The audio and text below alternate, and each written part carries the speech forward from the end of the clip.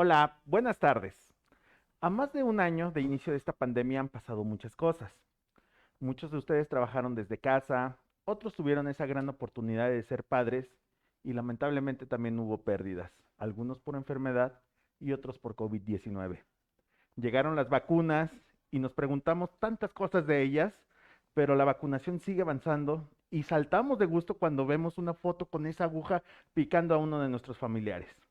La vacuna se ha convertido en esperanza, pero esto no indica que debamos dejar aún las medidas de seguridad, ya que se presentan las variantes, y entre ellas la Delta, que nos llevan a miles de preguntas en nuestra cabeza. Soy el doctor Manuel Soriano y soy jefe de enseñanza del Hospital Star Médica Hospital Infantil Privado. El día de hoy tenemos la presencia de nuestros grandes doctores quienes vienen a contestar muchas preguntas que ustedes nos hicieron. En primer lugar, quiero presentar a la doctora María Elena Martínez Bustamante, quien es infectóloga pediatra. Hola Manuel. Muchas gracias, María Elena. En segundo lugar, el doctor José Luis Patiño Galeana, quien es neumólogo pediatra. Ok, Muchas Manuel, gracias. buenas noches. Y el doctor Francisco Javier Otero Mendoza, quien es infectólogo pediatra. Gracias, Manuel. Nuevamente agradecido por la invitación. Y pues agradezco a los tres su presencia en este live. Y al público los invito a que pongan sus preguntas en el área de comentarios y compartan esta publicación en vivo para que esta información llegue a muchísimas personas ya que es de vital importancia. Y bueno, si les parece, damos inicio a este live. Y quiero iniciar con usted, doctora María Elena. Primeramente le quiero preguntar, ¿por qué esta cepa es más contagiosa que la tradicional o la anterior? ¿Sabes qué pasa? Todos los virus, específicamente ahorita que estamos hablando de SARS-CoV-2, van a intentar adaptarse y van a hacer diferentes mutaciones, o sea, no se quedan estáticos. Tratan de hacer mutaciones y muchas mutaciones hacen una variante nueva. ¿Por qué lo hacen esto? Porque lo tratan de subsistir, ¿no? O estar totalmente presente en personas. Entonces, esto obviamente su generación de mayor contagio es para permanecer con nosotros. Entonces, esa es la capacidad que tienen para estar cambiando. Que no nos sorprenda, esa es una capacidad que tienen los virus muy constantemente y nos ha demostrado SARS-CoV-2 que no va a ser, tal vez no va a ser la última variante que vamos a ver, lo más probable. Híjole, tremendo y tal vez lo vamos a ver año con año, ¿no? Doctor José Luis, ¿los niños que tuvieron COVID-19 pueden contraer esta variante Delta? A darle continuidad a lo que respondió María Elena, la respuesta es sí. Al ser mayor, tener mayor tasa de contagio por la nueva mutación o por las nuevas mutaciones que se están manifestando ahora a nivel global, pues evidentemente la tasa de contagios de niños ha aumentado, además de ser más contagiosa. Los niños, hay que recordar que los niños siempre han tenido más carga viral que los adultos, pues esto no es nuevo de este virus, es de toda cualquier infección viral respiratoria. El niño por eso es más contagioso. Entonces, claro que es más susceptible al tener la infección por esta nueva variante, sin duda alguna. Muchas gracias. Doctor Pacotero. Ok, teníamos síntomas tradicionales de la variante tradicional, pero esta variante Delta muestra algunos otros síntomas. Es que esa es muy buena pregunta, Manuel, porque sí tenemos mucho la inquietud de cómo se va a estar comportando esta nueva variante que tiene esos cambios, como ya se mencionaba, en su estructura, que hace que tenga mayor capacidad de contagio, que hay una cantidad de virus mucho más importante en la garganta y que esto favorece su transmisión. Pero en lo que llevamos ahorita de conocimiento de esta variante, lo que es un hecho es que las manifestaciones que puede tener una persona que te adquiere la enfermedad que está en contacto con el virus, es muy difícil que sean diferentes a las variantes previas que teníamos a la variante alfa o a la variante inicial de Wuhan, en donde lo que predominan pues, son los síntomas respiratorios. ¿Qué es esto? Pues, sabes que tengo catarro, tengo escurrimiento de la nariz con moco, estornudos, tos, y como muchos de este tipo de enfermedades de las vías aéreas de la garganta, pues puede haber otros síntomas como dolor de cabeza o puede haber dolor en los músculos, en las articulaciones. Lo que hay que estar más atentos, que son datos de gravedad, pues es la posibilidad de que empiecen a tener los pacientes la sensación de falta de aire, mucho esfuerzo para tomarlo, y es lo que hay que estar vigilando. Hay quien menciona que esta variante llega a dar como datos un poco más de catarro, similar a otros virus, moco, estornudos, pero en realidad ya en la práctica, desde el punto de vista estricto, es indistinguible al revisar un paciente y la historia que tiene. una y otra variante. Perfecto. Y dando continuidad a esta pregunta, doctora María Elena, por ejemplo, presento estos síntomas o el paciente presenta estos síntomas. ¿A los cuántos días es adecuado hacerse una prueba y cuál prueba sería la adecuada?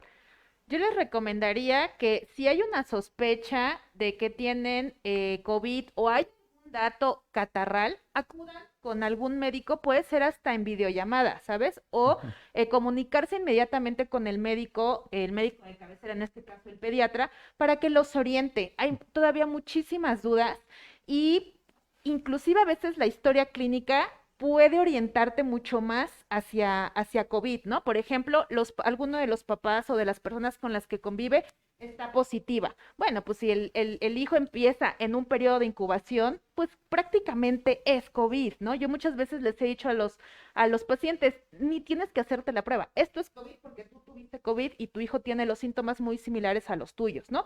A lo mejor si son pequeños, hasta les ahorramos como pues este estudio que de repente es bastante, pues molesto. Incómodo. Si aún así requieren un estudio, una vez ya instaurados los síntomas, se puede tomar un antígeno.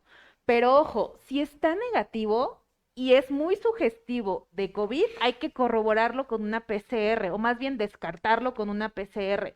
Entonces ahí es cuando por eso les digo, acudan con al médico de cabecera en el que confían para que los oriente, porque desgraciadamente, pues no todo es una receta de cocina, hay que individualizar cada caso. Claro, y Ujú. estos falsos negativos hay que tener mucho cuidado, porque si no nos damos cuenta, también va a ser una dispersión grandísima, ¿no? Y hablando de esto, doctor Pacotero, nuevamente con usted, si yo tengo un bebé de 2 años, un menor, ¿no? Y necesito salir, ¿qué cuidados debo que tener con ellos? Porque el uso de cubrebocas con ellos es más difícil. Bueno, en realidad esto está demostrado y se ha evaluado. Los niños mayores de 2 años tienen un apego maravilloso e increíble para el uso de cubrebocas. O sea, a veces nos llegan a dar clases a nosotros, los adultos, y son un ejemplo verdaderamente a seguir en cuestiones de papá, ponte el cubrebocas nos ayuda, papá, el cubrebocas nos protege.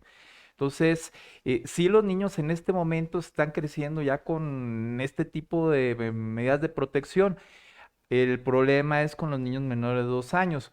¿Por qué? Porque aquí precisamente les causa incomodidad, no tenemos mascarillas o cubrebocas que estén precisamente apropiadas para el tamaño de la cara del niño y esto inclusive puede ser un riesgo para ellos para que en un momento dado se asfixien, que ingieran pues un pedazo literalmente del cubrebocas, las ligas y luego posteriormente tengamos problemas más serios.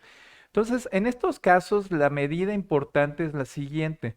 Uno, bueno, obviamente todos los que estén en el entorno del niño deben de estar con cubrebocas, más si estamos en un espacio cerrado con familiares que no habitan bajo nuestro mismo techo. Lo idóneo sería que estuviéramos además en lugares abiertos, donde haya una ventilación constante.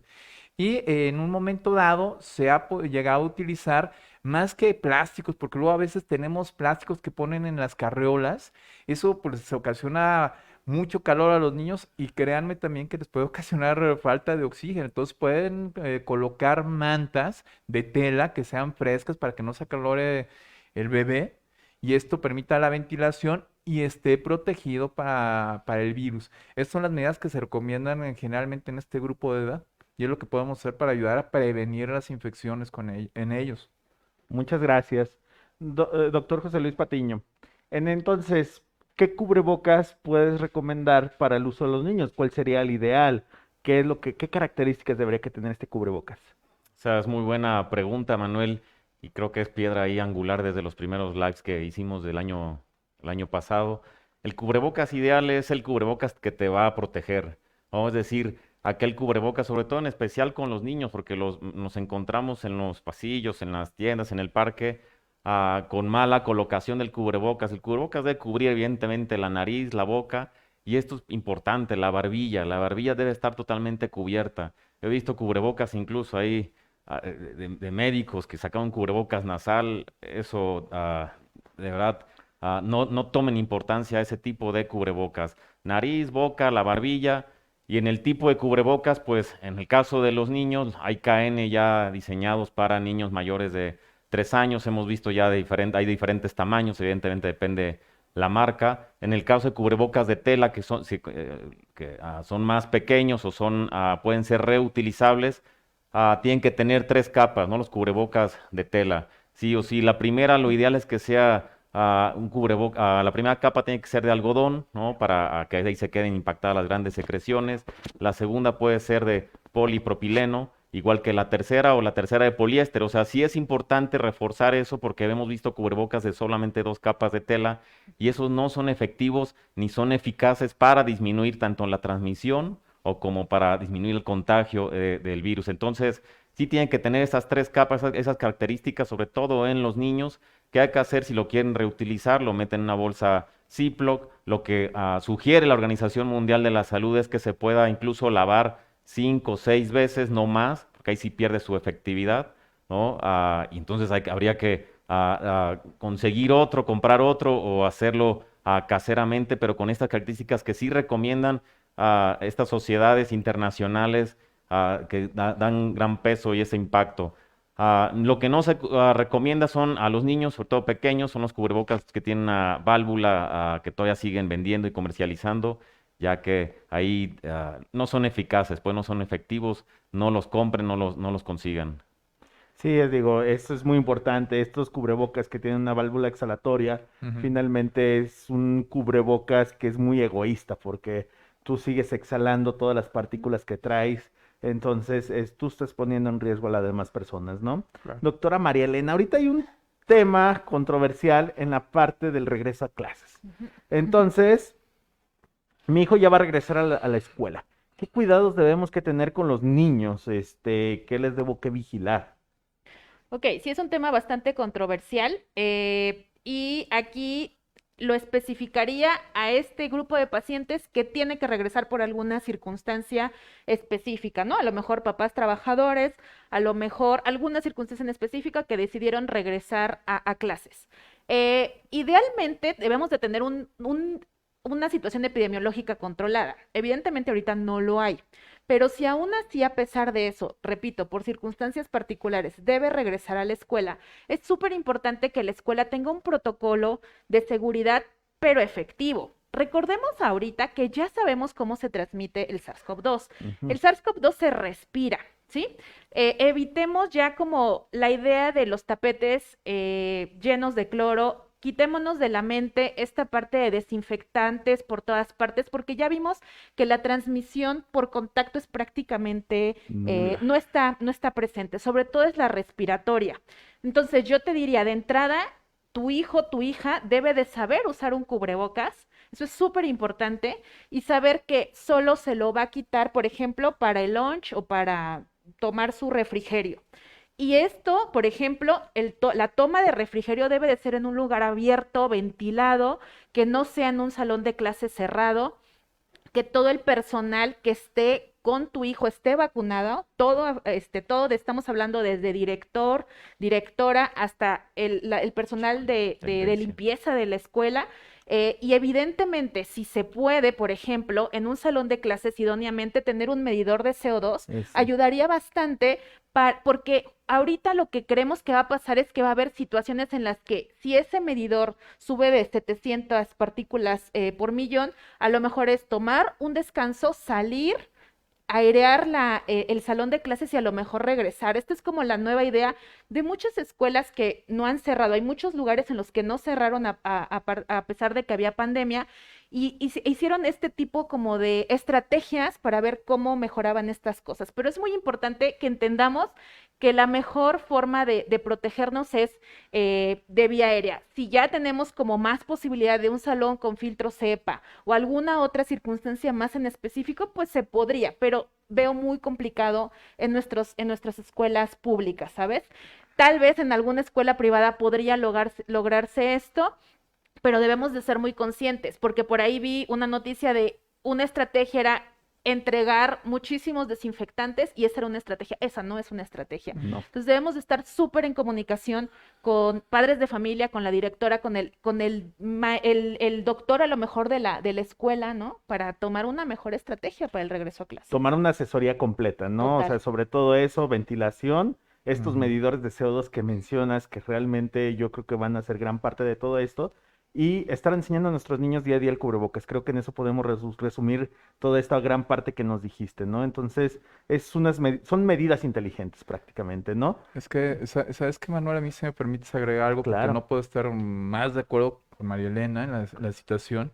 O sea, sí es cardinal lo de la higiene de manos, el uso de la mascarilla, el cubrebocas y la sana distancia. O sea, el problema que tenemos es que el escenario de las escuelas, como ya se mencionó, pues sí es muy diferente. Digo, no es lo mismo hablar de una escuela de alguien que habita en el Pedregal, a alguien que está en Iztapalapa, es muy variable. Pero independientemente de esto, de que pueda ser muy variable, miren, y retomo lo que les comentaba acerca de los niños que son los que luego nos enseñan más. Les aseguro y les garantizo que un niño por regresar a esa convivencia, a nuevamente poder salir de casa, va a estar dispuesto a hacer varias cosas. Entonces, lo importante es empezar a platicar con niños desde casa. O sea, sí, claro. las políticas de salud, pues obviamente tienen que apoyar, pero no podemos dejar que el sector salud haga todo por nosotros. Hay muchas cosas que nosotros debemos de empezar desde casa y esto es poner el ejemplo a nuestros hijos, enseñarlos, como bien dijo Mariela, no, y sabes que el cubreboca, la sana distancia, no compartes el loche. Sí habrá algunas cosas que la escuela va a tener que implementar como los flujos de movimiento para evitar cruzarse, tratar de hacer grupos más pequeños, actividades al aire libre, evitar lo que es actividades que puedan provocar aerosoles. ¿Cómo son estas actividades? Hoy sabes que la clase de flauta, a lo mejor esta no se va a poder llevar, pero ya son estrategias que se deben de implementar en cada escuela y con eso es muy probable que se eviten los casos, porque el coronavirus, como otros virus tipo, por ejemplo, la influenza, llegaron para quedarse y van a ser endémicos y nos van a acompañar el resto de nuestra vida. Entonces, no podemos ya en evitar el regreso a clases por el impacto que está teniendo en nuestros niños estar en casa, ya tienen miedo, están teniendo problemas de socializar, ponen un pie afuera de la casa y se estresan mucho. Entonces, sí necesitamos regresar a ese tipo de actividades,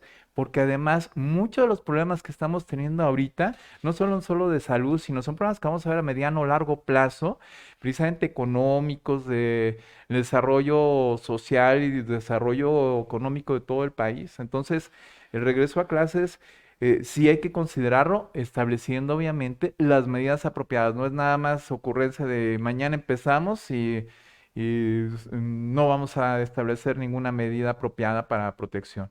Y agregando el factor psicológico también de los niños, ¿no? El temor de ahora regresar, porque también para ellos va a ser difícil, no todos los Sí. niños han tenido un acercamiento con una escuela y el dejarlos ahí, que no hayan tenido tanta convivencia va a ser difícil, pero bueno, iremos haciendo estrategias y creo que hoy estamos más enfocados en la parte de la transmisión, pero también lo emocional más tarde lo tendremos que ver. Doctor José Luis Patiño, ya el niño pues lamentablemente estuvo en contacto y salió positivo para COVID-19.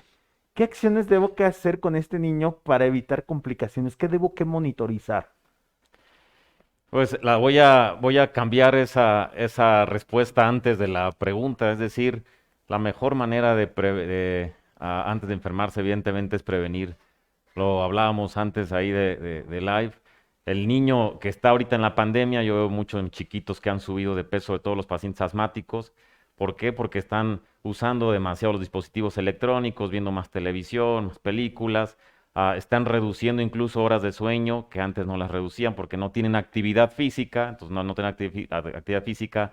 También la cuestión socioemocional influye con la cuestión hormonal, sobre todo en las mujeres adolescentes. Entonces, ¿cuál es la mejor manera de no complicarse? Pues disminuyendo esas horas de uso de dispositivos electrónicos, no usar las 2 horas antes de dormir, por lo menos en los chicos escolares y adolescentes, eso está, bueno, cualquiera está estrictamente prohibido. Eso va a mejorar las horas de sueño, va a mejorar también su higiene del sueño, ¿no? Que ahora está ahí en boga. Y realizar actividad física. El hecho de estar encerrados no significa que no puedan moverse, al contrario, deben de moverse más. Y ahora hay muchas estrategias con actividades físicas, de ejercicios aeróbicos y no aeróbicos de alto o de bajo impacto que pueden realizar todos los chicos. Entonces, la mejor forma de no complicarse es evitar el sedentarismo y todas estas medidas y factores socioemocionales, tal vez ahí los papás tienen que convivir y contar, sobre todo los niños escolares y preescolares, el cómo es el coronavirus y por qué han dejado de pasar tantos meses, Claro. ya más de un año sin poder regresar a la escuela y cómo va a ser ese regreso a la escuela, ¿no? Tratar de, voy a decir algo, lavar ese factor socioemocional para que disminuya ese gran impacto social negativo que tienen ahorita los chicos. Esa es la mejor manera de que los niños ya infectados se compliquen. Claro, y digo, y lamentablemente ya la situación cuando ya llega la complicación, medir la oximetría de pulso. Hay que estarla midiendo constantemente y la temperatura y la oximetría de pulso, compren su oxímetro pediátrico para sus hijos. Ya es prácticamente un utensilio que todas las familias deberemos que tener, Sí. ya debe que estar al lado de nuestra cama, etcétera, y debemos que aprender a usarlo adecuadamente, ¿no? Claro. Ok, doctor Paco, supongamos, ese niño que mencionábamos se infectó. No hablo del niño Patiño, sino hablo de otro niño. Hablo de un niño que ya se infectó. Y Ajá. mi hijo, tuvo contacto con él. ¿Cuántos días debo que vigilarlo para saber que no se infectó? Esa es también excelente pregunta, miren. También probablemente yo me haga un poco más para atrás en cuestiones de qué debemos de hacer. Primero, pues ya hablábamos acerca de las medidas de sana distancia, hay que evitar factores de riesgo. En muchas ocasiones, si estos contactos los tenemos con personas que son de nuestra misma familia, donde los invitamos a nuestra casa y que de repente nos quitamos todos el cubreboca, convivencia estrecha, y a lo mejor yo soy muy, pero muy cuidadoso y estoy muy al pendiente de mis hijos, pero ya no sé si mi familiar de repente tiene una persona que le ayuda en el quehacer y que esa persona se transporta en metro o en transporte público, no la abundancia, y entonces se contagia y contagia a la familia y cuando van conmigo están en esa parte en donde ya contagian, pero son asintomáticos. ¿Cuántos de ustedes no han escuchado que de repente, ay, ¿qué crees? Me junté con mi tía y me acaba de avisar que es positiva y entonces ya estamos muy nerviosos todos y viene la parte de qué debo de hacer, cuánto me tengo que cuidar, Eso. cuándo puedo aparecer con los síntomas.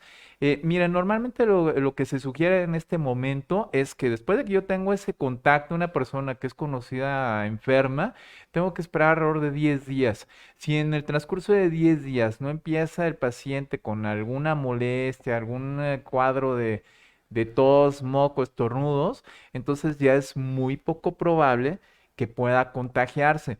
Pero hay que ser verdaderamente responsables en esos casos, porque como les voy a repetir, es una labor ya de cada uno de nosotros la cuestión de cortar la transmisión.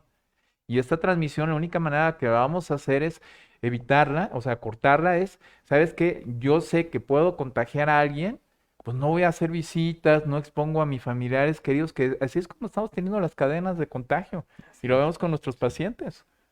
Totalmente Bueno, de acuerdo, digo, definitivamente creo que aunado a lo que mencionaba el doctor Patiño, la prevención es lo mejor. O sea, las preguntas del resto, pues digo, son importantes, pero debemos que reforzar esa parte de prevención para no llegar a tener que hacernos esas preguntas, ¿no? Claro. Doctor Patiño, algo muy propio de la neumología pediátrica, y yo creo que esto es una de las preguntas más frecuentes que encontramos.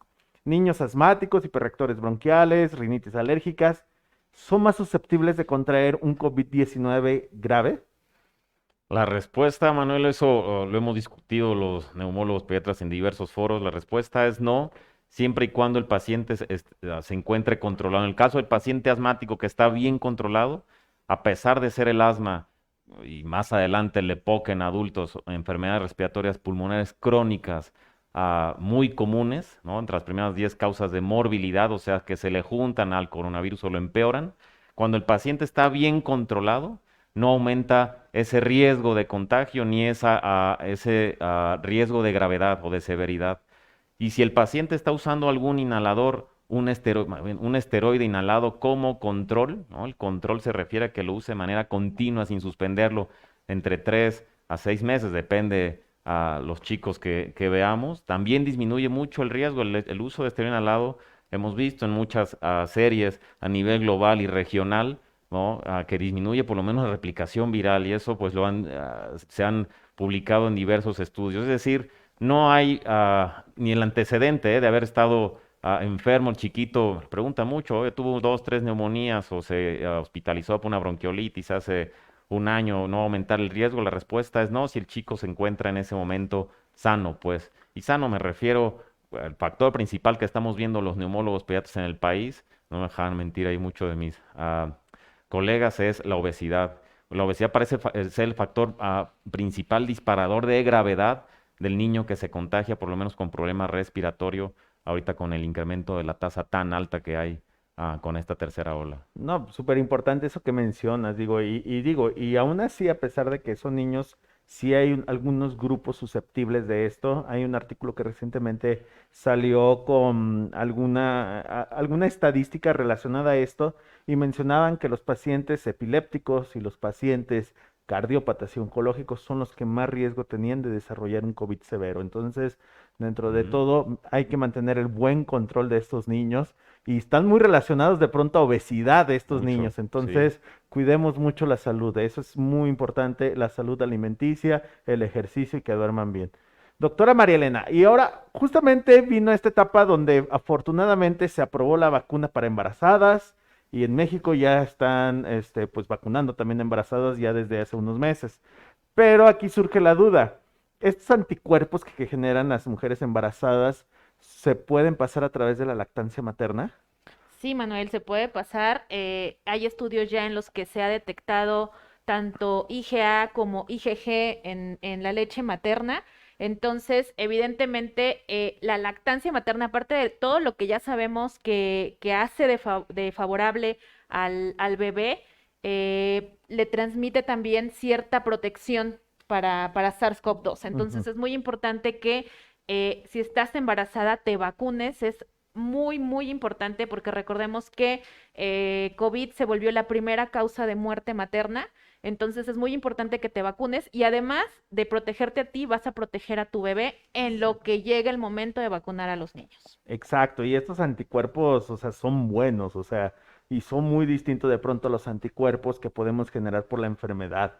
Entonces, sí es muy importante que tengamos este tipo de anticuerpos. Bueno, doctor Paco, aquí en este caso, digo, yo no tengo una hija de 4 años, es la persona que lo menciona aquí. Ujú. A mi hija de 4 años le dio COVID. ¿Qué cuidados post-COVID Sí. le debe tener? Bueno, miren, aquí hay diferentes escenarios.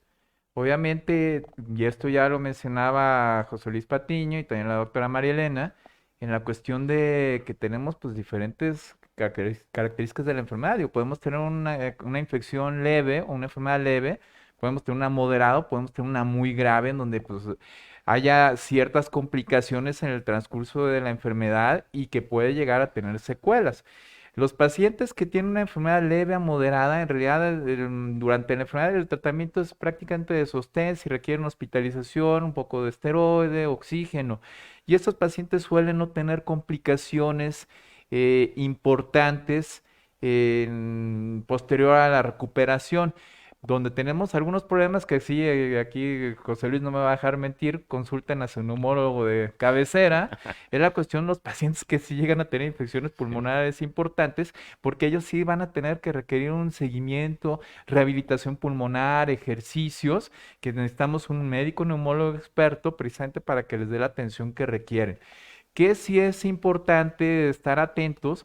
Miren, esto ya no es nuevo. En alguna ocasión previa que tuvimos la oportunidad que nos invitaran, pues platicamos también del famoso PIMS, que es el síndrome inflamatorio pediátrico sistémico, en donde precisamente se asocia que niños, después de que tienen una infección por coronavirus, por enfermedad de coronavirus, luego posteriormente desarrollan un proceso inflamatorio de todo su cuerpo, en donde van a tener fiebre, van a tener dolor de cabeza, pueden tener ronchas en la piel, dolor abdominal, ojos muy rojos, a veces llegan a tener labios partidos, y esto sí sería un problema importante que deben de acudir a su médico de confianza, deben acudir a las áreas de urgencias para que se evalúen por un médico que esté capacitado a atenderlo.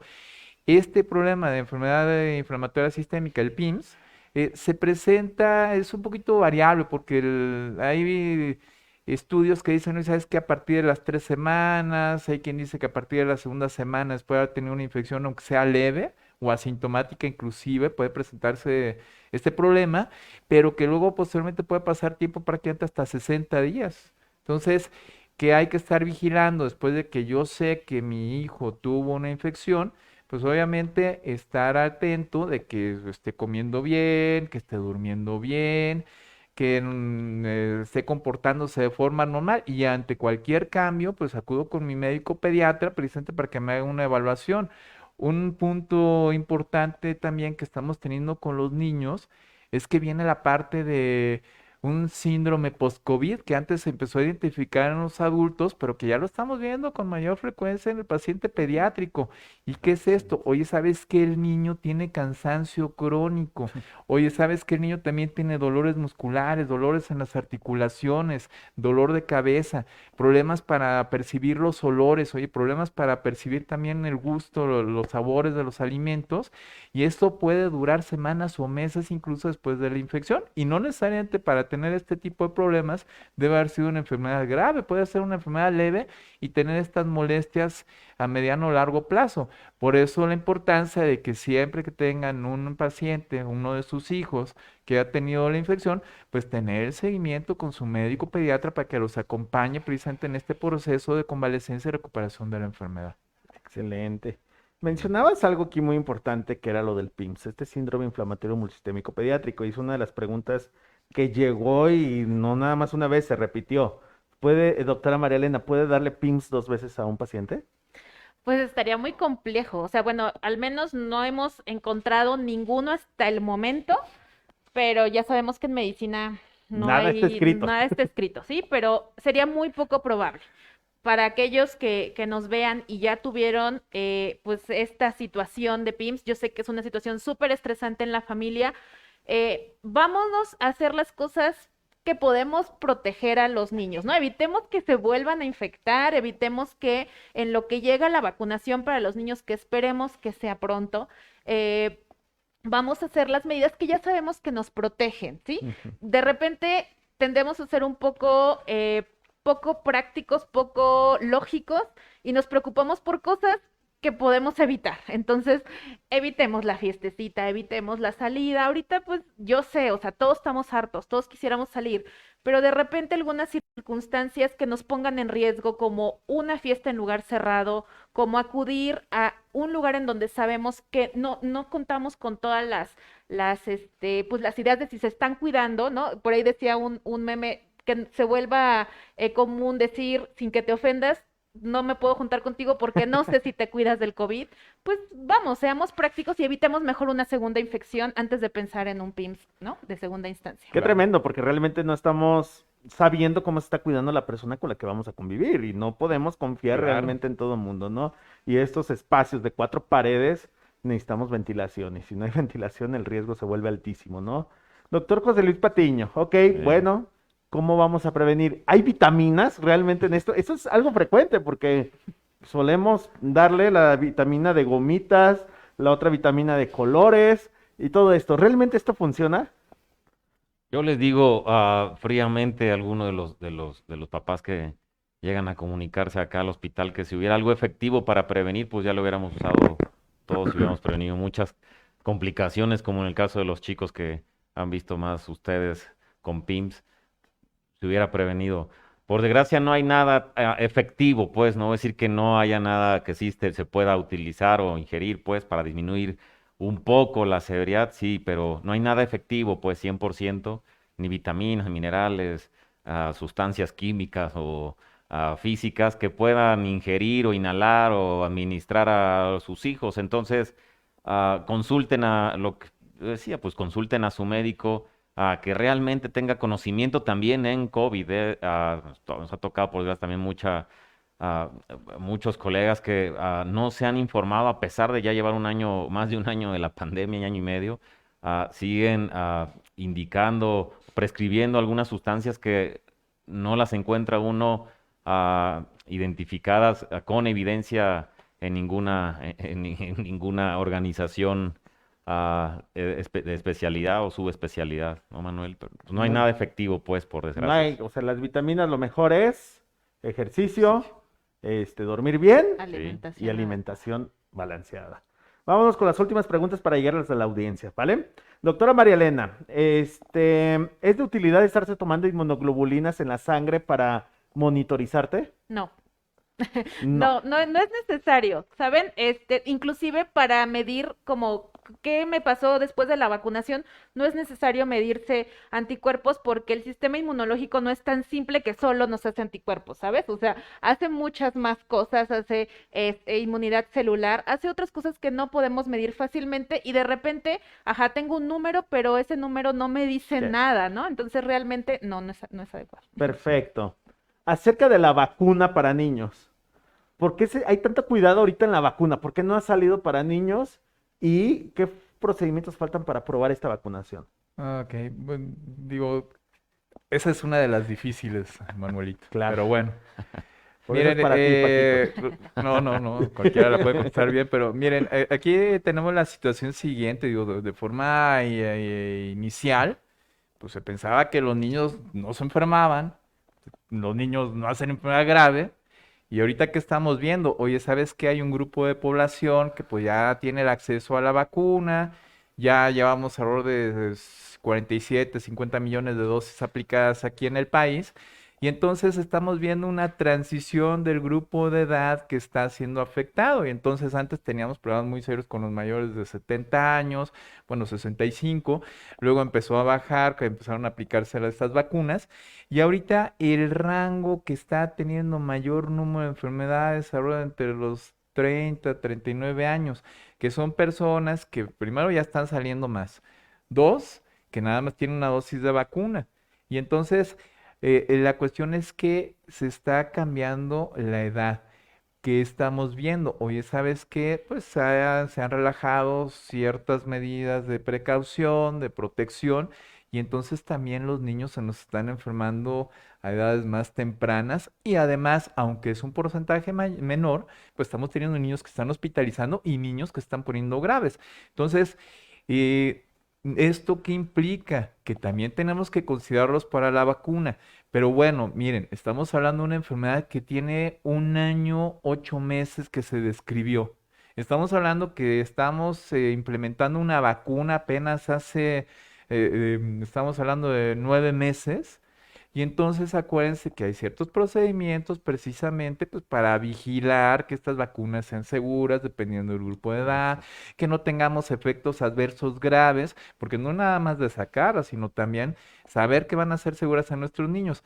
En este momento en Estados Unidos, la Academia Norteamericana de Pediatría, la Asociación de Vacunología y los CDCs, pues están evaluando precisamente de emergencia a la población en edades más tempranas de las vacunas.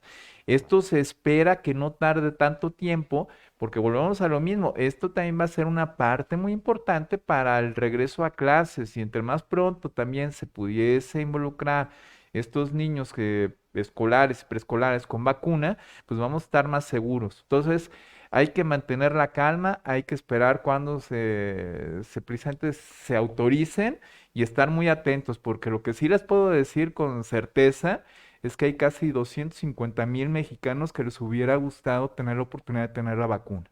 Claro.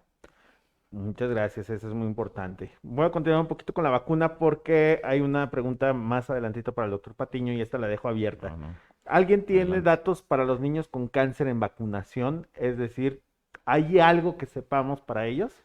Eso lo pregunta nuestra querida amiga, la doctora Farina Reguín. Bueno, la parte de los niños, ahorita la FDA pidió una N un poco mayor, que es la cantidad vamos, de vigilancia de niños en vigilancia. Entonces, por eso se extendió un poquito más el periodo.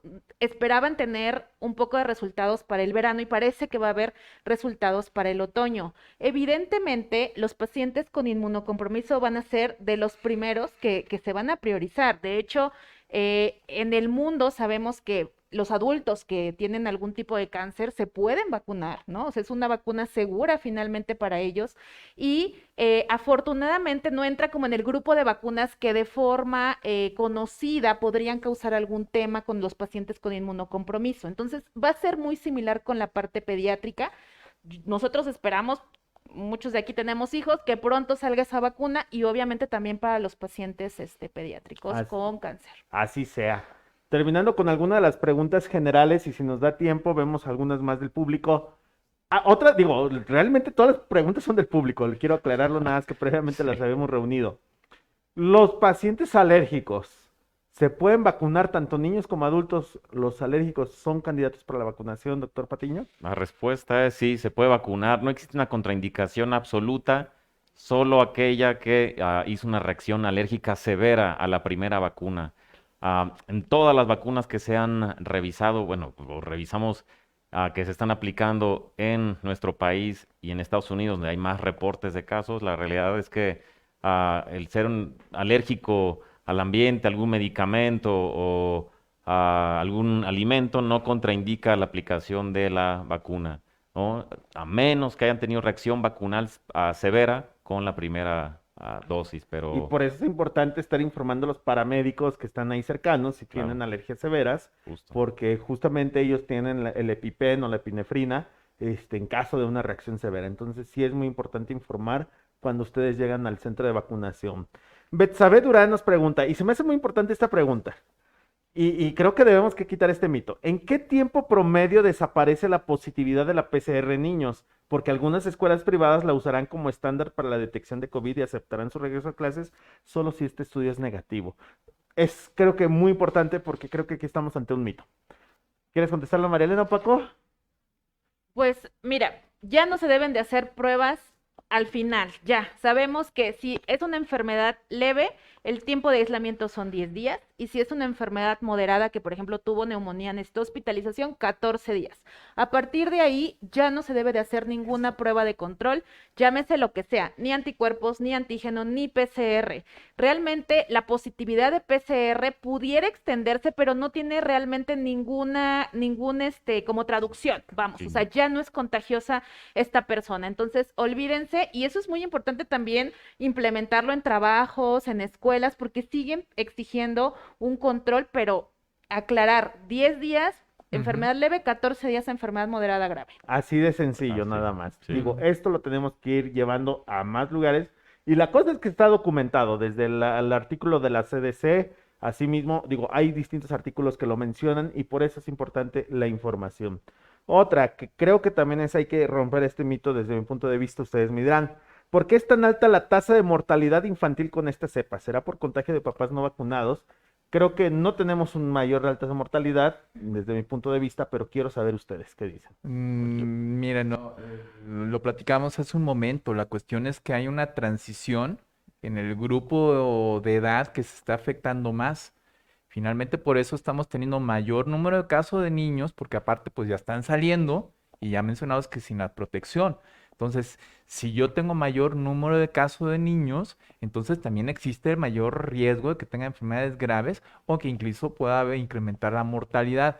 Más sin embargo, si nos vamos a porcentajes, la mortalidad en el paciente pediátrico, según el número de casos, se ha mantenido igual desde el inicio de la pandemia y esto no es nada más aquí en México, sino en realidad es en todo el mundo. Entonces, hay más casos, por lo mismo hay mayor riesgo de mortalidad, pero no es que haya incrementado aún por la Eso. variante Delta.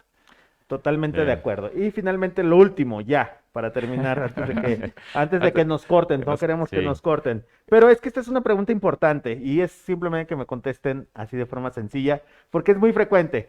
Quise llevar a mi niño y no le quisieron hacer la prueba de PCR porque es un niño y está contraindicada. ¿A partir de qué edad se puede hacer? Es De- otro mito. Desde Aquí. recién No, nacido. No Desde hay recién nacido. límite de contraindicación. edad. Nada más tener Así, cuidado y que sea personal capacitado para la toma de muestra. Sí. exactamente. Y Entonces, que sea una buena muestra, perdón, porque me ha tocado ver que el hisopado nasal no es correcto también, O sea, que sea en un buen laboratorio, si puede ser en el hospital infantil privado mejor, pero sí. ah, Y no digo, o sea, lejos de que estamos aquí, con la justamente doctora ahorita vamos a Margarita. hablar de esto, es un excelente lugar porque el personal de aquí está constantemente realizando estas pruebas a niños. Entonces, es un excelente lugar para traerlos y digo, a colación de esta pregunta. Y pues bueno, agradezco profundamente su participación, doctora María Elena, doctor Francisco Otero, doctor José Luis Patiño. Gracias. Realmente nos ayuda mucho todo esto que han dicho. ¿Tienen alguna conclusión que tengan que decir cada uno? Bueno, empiezo. Por Miren, favor. la verdad, sigámonos cuidando. Yo sé que la situación es muy compleja, pero así como hacemos esfuerzo para abrir restaurantes, bares, algunos otros lados de esparcimiento, creo que nuestros niños, que han sido, la verdad, los más aguantadores en esta pandemia, merecen regresar a su vida habitual. Entonces, ¿cómo van a regresar a su vida habitual cuando baje la transmisión comunitaria? Y eso se hace vacunándonos y también guardando nuestra distancia y obviamente haciendo higiene de manos y todo lo que ya sabemos cómo nos debemos de cuidar en pro de nuestros niños. Gracias, doctor O Patiño. que los pongan a realizar alguna actividad física, que lean más, que disminuyan su tiempo de dispositivos electrónicos, que mejoren su higiene de sueño. Hemos visto chicos, los que se han complicado por mayor tasa de contagios, justamente, por desgracia, han sido esos chiquitos que son más sedentarios ahora. Entonces, hay que disminuir, eso se puede prevenir indudablemente ante, somos el país número 1, número 2 en obesidad infantil, eso hay que erradicarlo, ojalá por lo menos pasar ya en los últimos lugares como las Olimpiadas. Totalmente, doctor Otero. Pues mira, nada más reforzar, acuérdense, esto, perdón que sea repetitivo, pero la protección empieza por la casa, nos tenemos que cuidar. Y como bien dice María Elena, parece mentira que nos da más miedo que nuestros niños regresen a la escuela con medidas bien establecidas para cuidarlos, que de repente nos vayamos al antro, nos vayamos a pistear, nos vamos a las reuniones. Es de Totalmente es de válido. Y entonces, chavorruco esa palabra. con precauciones podemos realizar varias cosas, pero eso empezamos por nosotros. ¿Por qué? Porque vuelvo a repetirles, el coronavirus llegó y va a estar circulando y va a ser endémico. Y no sabemos porque es un virus constantemente cambiante y no sabemos más adelante qué situaciones se vayan a presentar. Entonces tenemos que cuidarnos, no le tengan miedo a la vacuna, cuando tengan la oportunidad, aplíquensela. Pues quiero agradecerle a todos la presencia. Yo antes de dar mi conclusión, primeramente, de verdad, gracias por haber visto este live. Difúndanlo, ayúdenos para llegar a más personas porque es información de vital importancia. Y asimismo, vamos a intentar seguir dando información porque son muchísimas preguntas. Y algo que quiero mencionar de aquí de Star Médica ahorita a propósito de este hisopado nasal. Bueno, aquí actualmente tenemos un área que se llama AutoAde. Este lugar tú llegas y le pones en tu sistema de navegación Viaducto Río Becerra número 97 y es un sistema en donde tú no te bajas de tu auto. Llegas y se te hace la prueba, ya sea PCR o ya sea antígeno. Actualmente la PCR tiene un costo de 2.290 pesos y el antígeno de 490 pesos. Te pueden también tomar inmunoglobulinas, así que es una excelente opción y sobre todo para los niños pequeños porque es personal altamente calificado. Y pues bueno, yo como conclusión y aparte del agradecimiento que tengo con ustedes, recuerden que la vacunación es una gran esperanza, pero todavía no es toda la solución. Es muy importante mantener las áreas ventiladas, el uso de cubrebocas, nuestra conciencia y quedarnos en casa cuando ahorita más lo requerimos. Muchas gracias por su presencia y damos por finalizado este live. Muchas gracias.